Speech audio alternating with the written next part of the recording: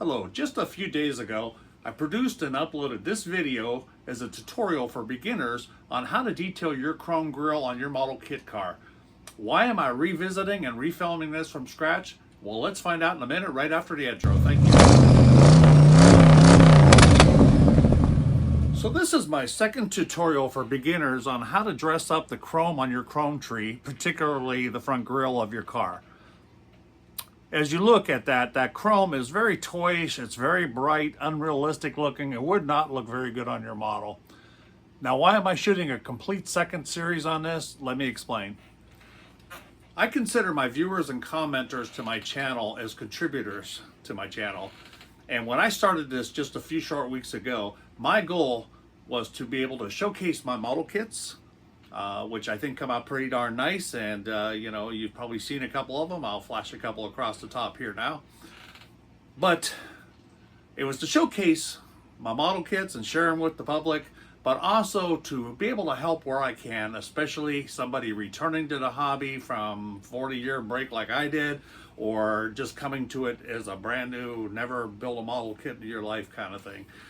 So I'm catering to you guys and trying to show you tips and tricks.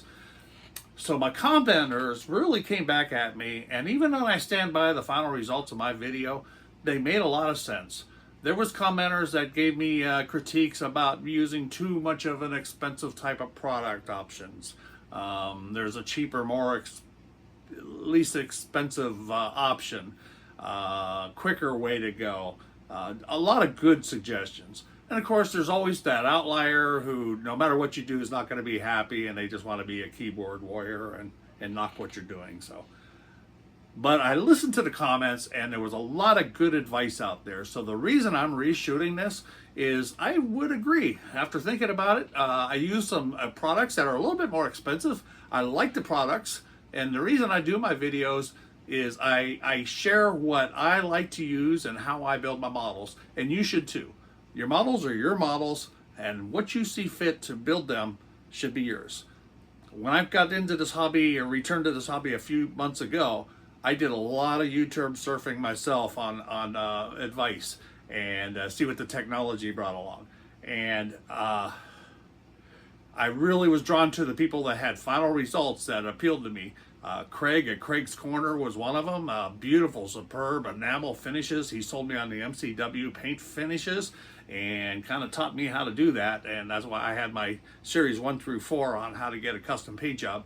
That was based on Craig's stuff, and thanks, Craig, for that. And I also learned from other content providers such as the late Don Yost. He has a great series on building model cars, which includes paint finishing, panel lining, assembly techniques, you name it. In all these videos that I watched, I looked at their end result and was drawn to those guys because I wanted those results. So everything I learned from watching those videos, I tried to incorporate, but you're going to find out yourself that you need to make your tweaks to make it work for you. And even on my videos, I'm going to show you how I tweaked these things to work for me, and hopefully it's a guide to help get you started. But I'm sure you're going to find your own ways to customize that and make it more comfortable and work for you. But in this particular case, the overwhelming viewership had dictated that I was kind of going with some more expensive products that weren't necessary and making it a little bit harder for a beginner than I needed to. So this is a complete reshoot on how to do this on a budget, and I'm going to use a lot cheaper product this time. So let's get right into it. Okay, so for this tutorial, here are a couple things that I'm going to recommend that you have in your arsenal. First, once again, is the Mod Podge. This is a gloss luster 16-ounce bottle, which would be a lifetime supply for what you need it for, and it's about $5. I will have a link in my description for that. It's a water-based glue, and it dries clear, and it's great for headlights and little lights and glass assembly and things of that nature. I'm not paid by any of the people that I recommend the products to. These are just things that I use, okay? And I don't get no freebies, and I don't get anything like that, at least yet. No sponsorship. So Mod Podge. Going to use Tamiya's X26 clear orange. They also have a X27 clear red. These are beautiful products, and these two size bottles here, one's a little bit smaller than the other, but that's another lifetime supply. If you're only using this for lights, marker lights, tail lights, things of that nature, probably going to last you your entire modeling career. I'm 65, so I probably don't have as many years as you to go, but I would say if you're 30 or 40 years old, this is going to last you the rest of your life. Okay. So to replace some of the more expensive products I talked about in my first tutorial, this time we're going to go to 99-cent acrylic craft paint black. Can't get any simpler than that. We're going to use that. We're going to have a little standby bottle of isopropyl alcohol just in case we need it. A pair of tweezers. A little toothpick with some blue tacket. These little tiny parts like headlights and marker lights and whatnot, if you try to lift those with tweezers, chances are you're going to fling that across the room. And I don't care what kind of tweezer you have, whether they're self-locking or whatnot. So this little blue tack, you roll it up. This is a lifetime supply. This is about $7. I'll probably never go through it in my entire life, because even when I peel off a little bit for a toothpick, it is only about a quarter of one of those little squares you have, and you have 120 of those, okay? One of my fans or viewers recommended a toothpick dipped in candle wax, but I did try that and I had limited results. But if you want to go frugal, you know, that might be an option for you. But I found this excellent for handling those really, really tiny parts, much better than using tweezers. Okay, then we're going to use a detailed paintbrush. I don't buy my brushes by number, but this one says 10/0. I just go by what I see when I shop at the store. And this is a nice finely tipped detail brush. And we also have a couple different Q-tips. This is kind of like your standard Q-tip that you can buy anywhere. And this one comes from a Hobby Lobby in their model aisle. It's a little bit more rigid, has some nice points to it. I love this for when I do my bare metal foil work, but it comes in handy in a lot of other stuff, including today's application. Okay. I might add that even though I think $5 for a lifetime supply of glue isn't bad, Elmer's white glue might work for you because it draws somewhat clear, but why risk it? You know, for $5 a bottle, and it's going to last you the rest of your life. I highly recommend this. I mean, this bottle's full. I built a dozen models and I haven't even scratched the surface on that. So, all right, so now we're going to get right into the tutorial. Let's get into it. So my last video, or the original video, I did this grill for my 1968 Dart, and I had used panel liner material and also a Tamiya semi-gloss black for experimentation. Both of those products cost a few dollars, but today we're going to do it for 99-cent paint. But I think that looks good. It's going to be beautiful on my model when I complete it. Today we're working with the 65 Chevy Impala grill. And once again, just like the original video, get yourself a nice reference picture. I'll have one at the top of the screen here. What I like to get my pictures from is searching Google for that make and model car for sale. And you're going to find these big internet car sellers have, you know, these cars for sale. And the sellers really want to sell that, so they may have up to 100 pictures of a car. So it's great reference material, whether it's a grill like this, tires, wheels, engine compartment, interior, consoles, tail lights, you name it. I get a lot of good detailed information from those sites. Now you do have to be careful that something hasn't been altered from original if you're trying to go for originality or whatnot. But today we're going to use the craft paint.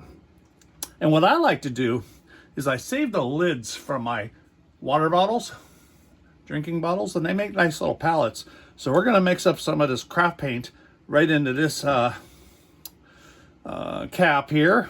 And the other one we're going to use a little bit later with our clear glue to install the lights. So I'm going to get right into that here. Okay, so to start with, I'm going to Open this little black acrylic paint and pour some in my cap here. Lost it. Use my other one. I'm not going to need very much of it, so. In fact, that's probably more than enough right there. Just that little squirt. Make sure you seal your bottle up real good so it don't dry out on you. Now we're going to try this straight. It's kind of somewhat thick. If we have to, we can dilute that with a little bit of water or even isopropyl alcohol. But I'm going to try to use it thick. So first I'm going to dip my little detail brush into there. Now this grill, this kit's a nice kit. It comes with actual clear lenses for your headlights and your 2 marker lights on either side.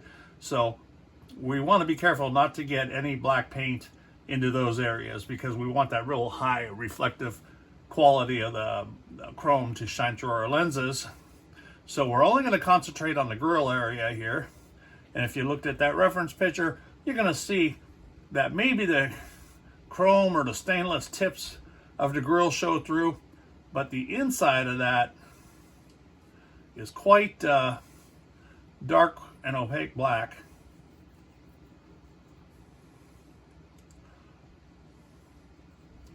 And you don't have to be extremely neat here. I am dipping into my craft paint and just, avoiding the headlight and marker lights the best I can. Just getting that paint in there.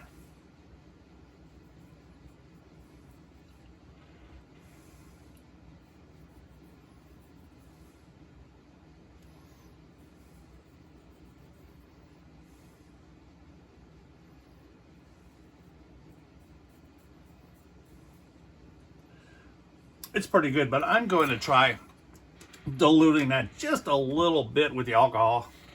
Water would work too, since it's a water-based acrylic.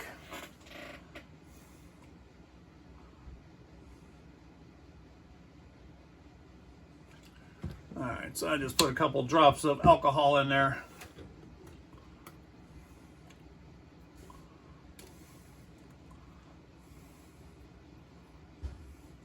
Stir that up.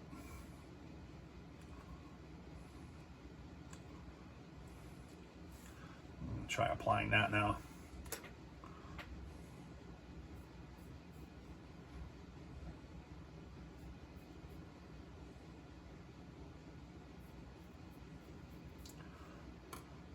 And because I can be sloppy, I'm going to be, so I'm going to get a little bit bigger brush here. So this is a number 4 brush, whatever that means. Again, I go by the appearance of the brush here. Just going to dip that into my paint. And I diluted that way too much. I apologize, people. I'm going to get more paint back in there.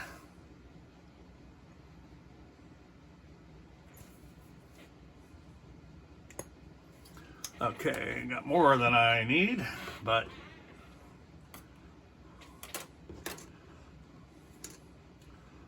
and we're working in real time, so it's not a cut and polished segment, people. I'm gonna just work with what I got here.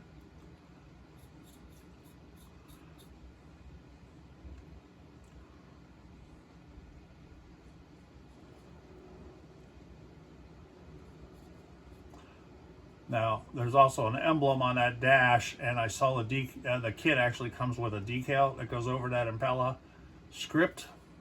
So I'm going to avoid getting black on that too. Right there. I don't know if you can see it.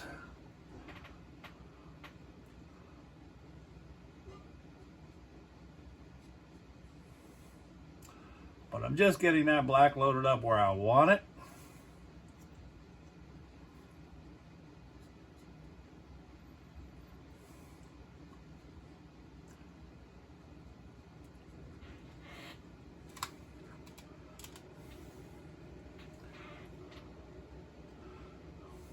I've had some people chime in and say that they use window cleaner, ammonia window cleaner, to dilute their craft paint, so you might want to try that.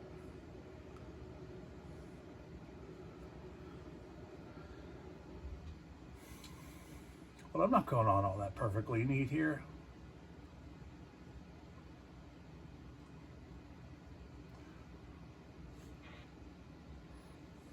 because I don't have to. There's the next step, get you out of that. Okay, I'm gonna get to my detail brush for the nooks and crannies right near the headlights, because I don't want to mess that up and be too sloppy there. That's the one place I don't want to be sloppy. So I'm working this in right along those edges and around the marker light here.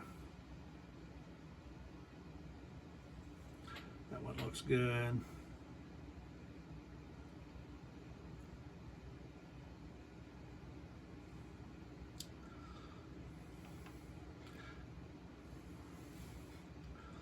Just pushing with my brush into the areas that are right along where I don't want the paint to be. That way I don't slop it on there. All right, so we're still kind of moist and wet here. So we're gonna take a Q-tip and just wipe it across the grill. Now this grill, you know, it's pretty slick and slippery material, so the paint doesn't adhere to it like really good as if you were attached a primered part or something like that, which in this case is good. I mean, it's adhered enough that it's going to stay, and you know, you don't typically handle the grill much other than during the work that we're doing right now. But as you can see now, the tips of the grill come out a lot better. And you could do this after the fact, because if you notice here, I'm kind of just wicked up the paint. I got a little too tight into there and wicked up the paint. And we don't want to be doing that either. Yeah, I'm wicking the paint here too. So I'm going to get a little more paint in there. And this time we're going to wait for it to dry before we try to remove it. Because you're going to be able to take your Q-tip and rub that really hard when this is dry and still expose those tips of the grill where the chrome is. So let me just get that paint back in there where I accidentally removed it with my Q-tip. And we're gonna let this dry for, I'm gonna say 10 minutes, and then we'll come back. Okay, so I've let that paint set up quite a bit. I mean, I actually broke away for dinner, so it's probably been an hour since I applied that paint, so everything's nice and dried now.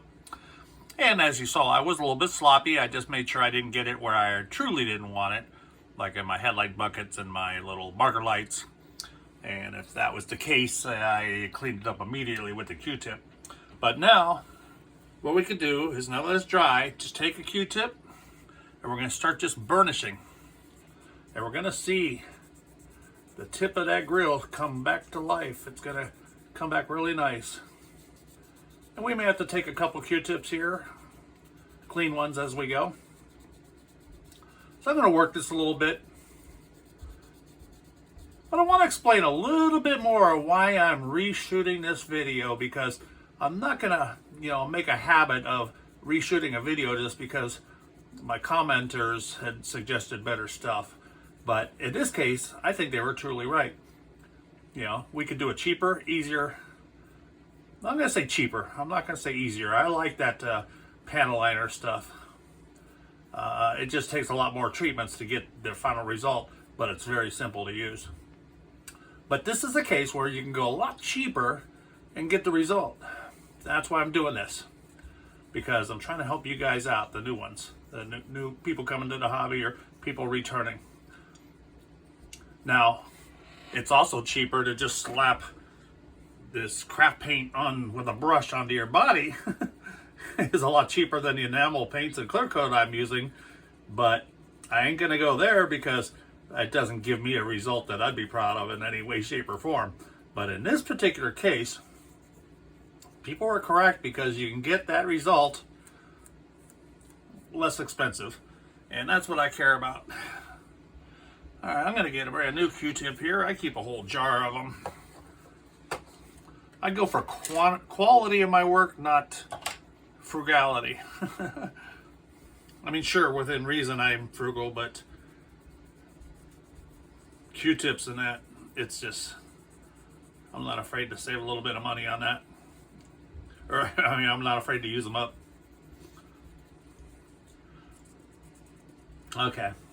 It's burnishing off. That's the word I'm going to use, burnishing here. Just like when you're burnishing your foil, bare metal foil onto your car. It burnishes pretty good. But I'm going to try just a little bit of alcohol. Get another cap out here. I save everything, like here's an old prescription bottle, you know, but it holds my caps. My wife taught me that. She's frugal. She won't let me throw anything away. And I'm beginning to learn that sometimes that's a good thing. She just takes it a little far sometimes. All right, so just a little bit of rubbing alcohol, and I'm going to just slightly. In fact, I think that's too wet. Because it's kind of thick and cottony, I'm afraid that that's going to wick up and revitalize some of the paint below. So I'm going to take a little towelette here and dip that in alcohol and make it kind of tight around my finger, almost like the way I do my sandpaper, and just rub it across those top ribs.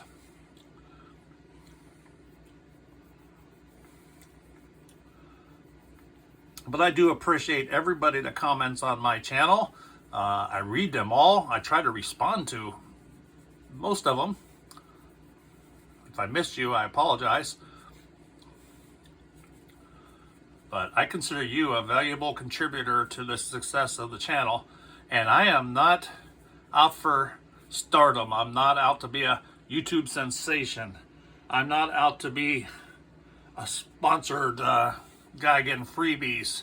I'm not looking for a payout from YouTube. I'm just wanting to share my love of the hobby with you guys, because I had nobody to really share that with, and it's a lot of fun sharing. All right, that looks really, really good.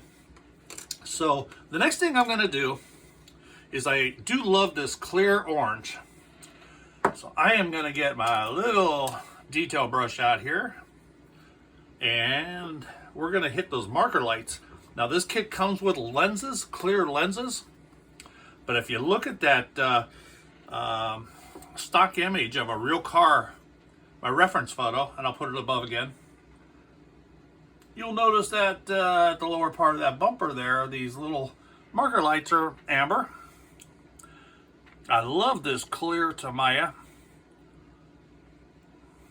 It's not 99-cent paint, but I do model railroading too, so I have used this orange for years, and I'm still almost near full. So that's why I say it's like a lifetime supply for me. But this in the clear, or the clear red, is amazing stuff, and it looks really good in chrome. Even if this didn't come with lenses, I would be doing this very treatment right now.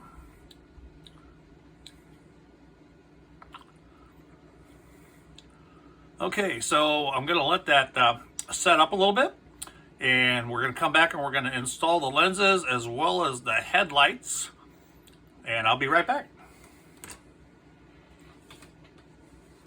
Okay, real quick too, with that dry burnishing, when you're rubbing back and forth at the tips of that grill, it's almost like if you're trying to sand and buff the edges of a car paint that you just did, is that chrome isn't all that thick.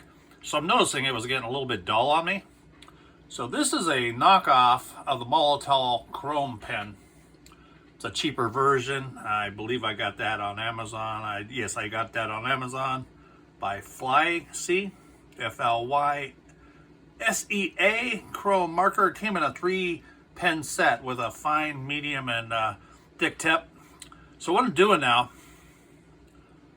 is just taking the side of that tip and running it along the edge. And that's essentially just re-chroming and shining up that edge.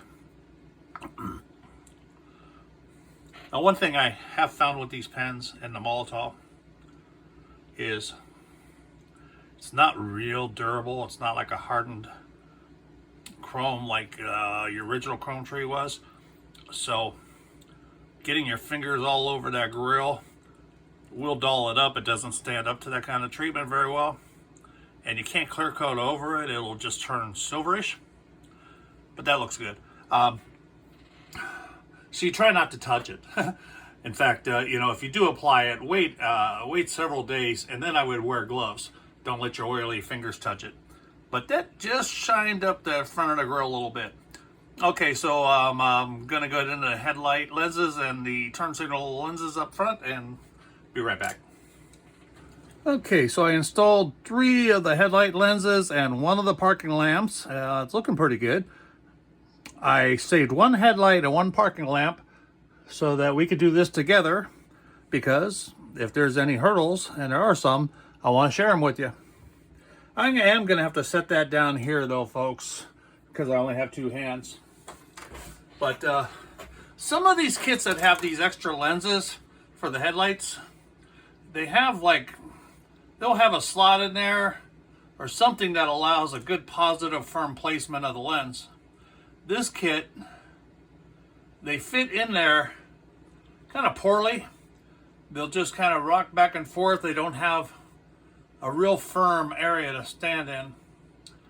So I don't like to get a lot of glue behind them, because even though it does dry clear, if it's kind of hidden from air, it takes forever. But I'm getting a couple dots, about 3 or 4 dots of glue. That's all pre-installed in there. Then I'm going to use my little handy dandy tacket. Now these are so light, and they have a little grid on them. There's vertical and horizontal grids on the headlight. I don't know if you remember from the old days, but they do. So, you know, if you install it all crooked, it looks like you were drunk when you put your headlight in, which I'm not right now, and neither should you be, but it just looks bad. So that's the most tedious thing, is getting it not only in place. I'm looking through my magnifier now.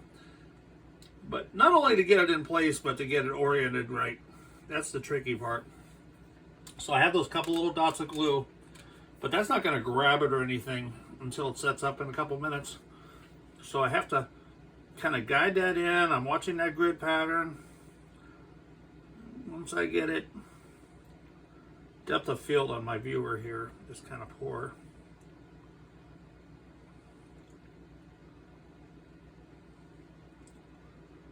Once I get it in place, I use a secondary toothpick to just get it off that sticky tack. And you can rotate it a little bit with the toothpick. If not, you have to pick it back up and take it out of there and return it a little bit. Tricky, tricky, tricky.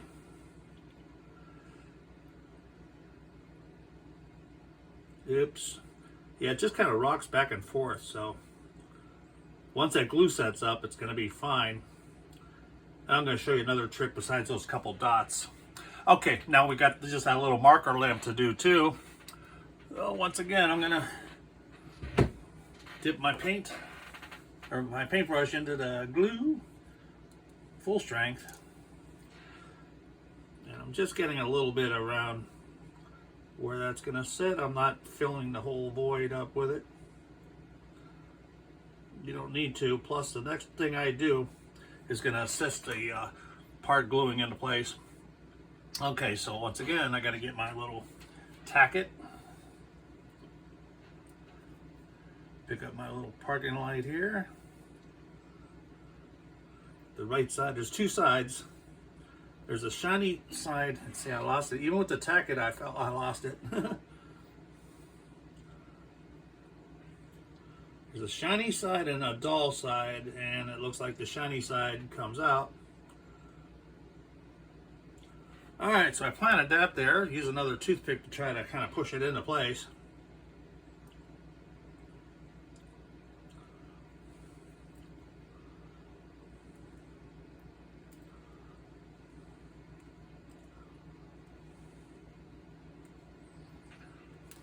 Okay.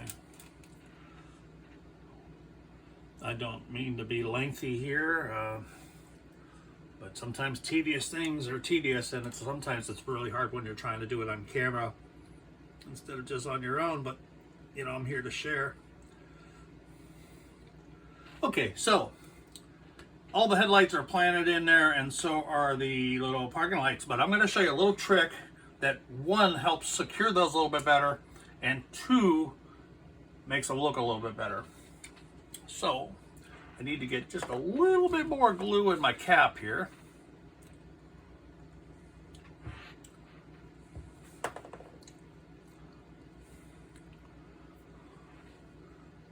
Okay. Then I'm going to add that Q-tip in some water. Get a couple drops of water in there too.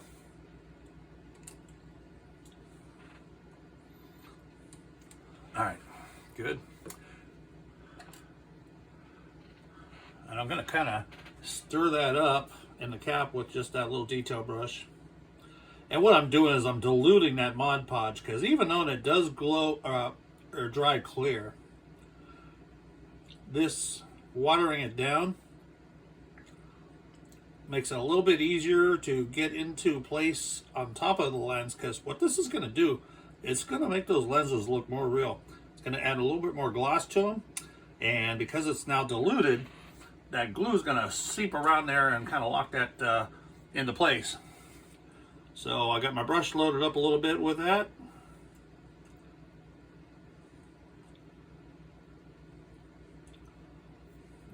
Turned on me a little bit. It turned on me a little bit, so let me try to pick that up and place it back in. It's okay to get glue behind it.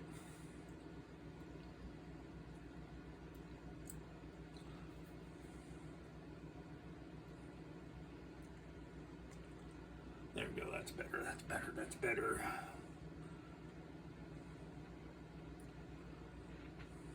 Okay.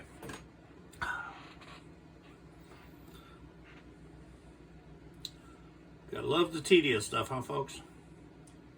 Okay, so by wetting that down and diluted with that diluted glue, it's going to make that lens pop a little bit, like clearer, cleaner glass, and it's gonna help that glue work.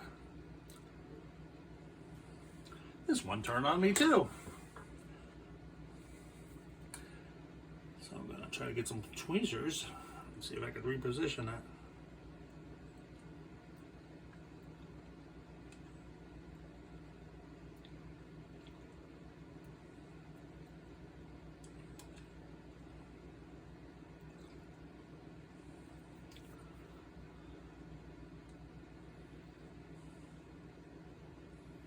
Okay.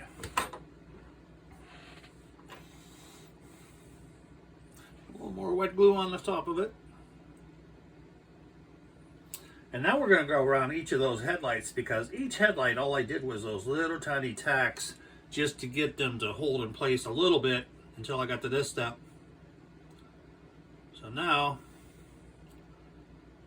I'm swirling that diluted Mod Podge all over the lens and around the edges, and that's gonna make it look prettier and hold it in.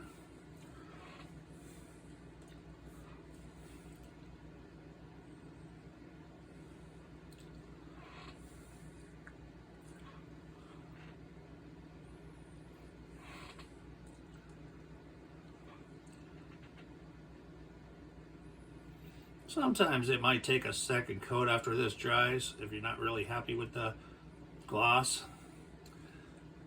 Okay, we're going to come back in just a couple minutes. We're going to let that glue settle down and dry. Probably going to take 5-10 minutes to turn clear, and we'll come right back and take a look at that. Okay, so all the glue is dried. I think it looks pretty good. You know, the lenses look realistic. They're shiny. The turning lamps are shiny. I also added this little extra piece of bumper, super glued that into place. I think it looks pretty good. Let's bring up that reference picture one more time. Pretty close, huh? I still stand by what I did on the first video with the Tamiya panel liner and also the Tamiya semi-gloss methods. They both achieved the same result. This one just happens to be cheaper. So I probably should have just, you know, had this option in that same video, because that's the original grill from the original video. I think that looks great, stands well, and the 65 Chevy using the 99-cent craft paint. So I think we got a good result there, folks. Okay, so that completes our revisiting video for the grill detailing. To be honest, after redoing this whole shoot, I don't think it's a better alternative. It's another alternative. So you got your panel liner, you got your semi-gloss clear that I used in my first video, and I'll have a link to that one in the credits there at the end. This one's just a little bit cheaper, and only by a couple bucks.